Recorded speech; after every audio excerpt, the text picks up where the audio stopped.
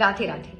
तो कहा जाता है कि समय और समझ दोनों बहुत ही खुशनसीब लोगों को मिलता है, क्योंकि बहुत बार समय निकल जाता है लेकिन समझ नहीं आता, और जब समझ आता है तब वो समय नहीं रहता। मेरी आज की कहानी भी आपको यही बताएगी कि समय पर समझदारी कैसे दिखाई जाए। बहुत बार हम लोगों के लिए निस्वार्थ कभी कुछ कर देते हैं, तो उसका फल आपको कैसे मिलेगा वो आप भी नहीं समझ सकते। मेरी छोटी सी कहानी में एक बहुत सुंदर भाव है। ये भाव सिर्फ आपको ये बताएगा कि किसी के लिए भी कुछ भी कर देना, लेकिन निस्वार्थ तरीके से करना, वो कितना सुंदर होता है। जब आप किसी के लिए भी मन से कुछ करते हैं तो उसका प्रभाव किसी के जीवन में कैसे पड़ेगा वो मेरी आज की कहानी में है। तो कहानी सुनना तो बनता है, तो कहानी शुरू करें। तो होता ये है कि एक पति पत्नी है जो कि 60-65 साल की उम्र है। दोनों रिटायर हो चुके हैं। जो पत्नी है वो अध्यापिका थी और जो हस्बैंड है वो एक गवर्नमेंट ऑफिस में काम करते थे। अब दोनों लॉन्ग ड्राइव पे निकले हैं। उन दोनों को भूख लगती है। वो सोचते हैं कि अब कोई भी रेस्टोरेंट आएगा, कोई भी ढाबा आएगा, हम वहीं रुक जाएंगे। थोड़ी दूर जाते हैं, एक ढाबा दिखता है, वहीं पे रुक जाते हैं। अब ढाबे के अंदर जैसे ही जाते हैं उनकी आवभगत शुरू हो जाती है। भाई टेबल चेयर साफ होती है, पंखा लग जाता है, नई नई क्रॉकरी निकल कर आ रही है, अच्छा अच्छा खाना आ रहा है, जो चीज़ें उन्होंने ऑर्डर भी नहीं की वो भी आ रही हैं। दोनों बड़े खुश हो, कहते भाई बिल ला दो अब कहते नहीं, बिल तो हम नहीं आपसे ले सकते। दोनों मियाँ बीवी बड़े हैरान हो जाते, कहते ऐसा भी क्या? तो कहते हैं कि आप हमारे मालिक से बात कर लीजिए, वो काउंटर पे हैं। दोनों मियाँ बीवी काउंटर पर जाते हैं।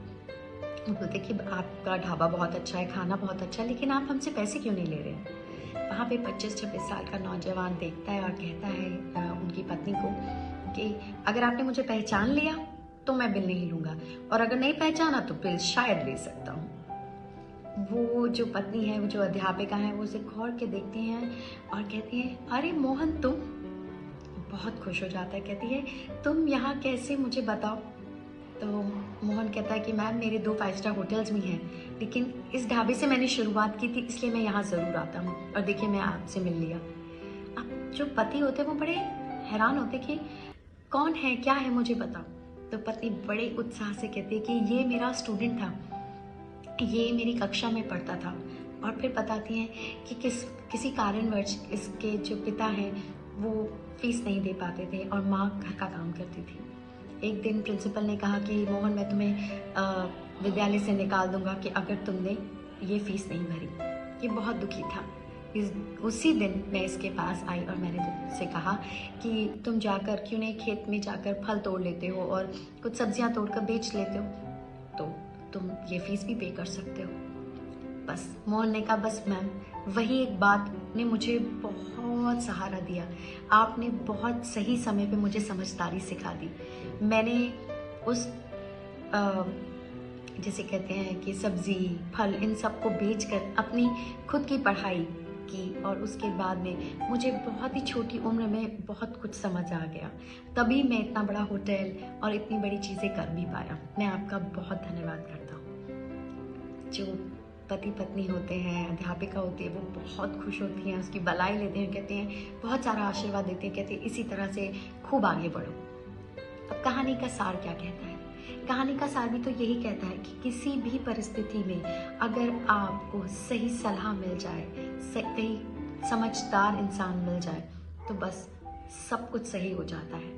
क्योंकि आप किसी भी परिस्थिति से आप डील कर सकते हो अगर आपको ये पता है कि इस चीज़ से कैसे डील किया जा सकता है।